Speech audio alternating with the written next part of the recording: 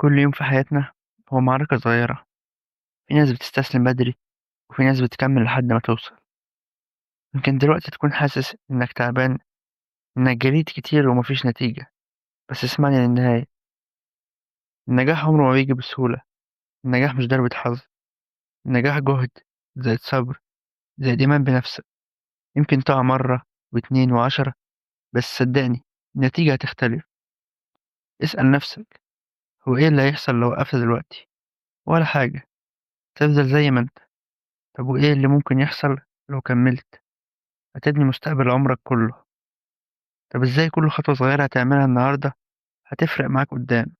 مفيش حد ناجح ما عداش من نفس اللحظة اللي انت فيها. لحظة الإحباط، لحظة إنك تبقى عايز تستسلم، بس هم اختاروا يكملوا، وانت كمان تقدر تكمل.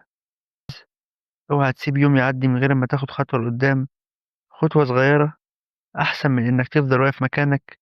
افشل، اتعلم، جرب تاني، لأن الطريق الوحيد للنجاح هو إنك ما تستسلمش.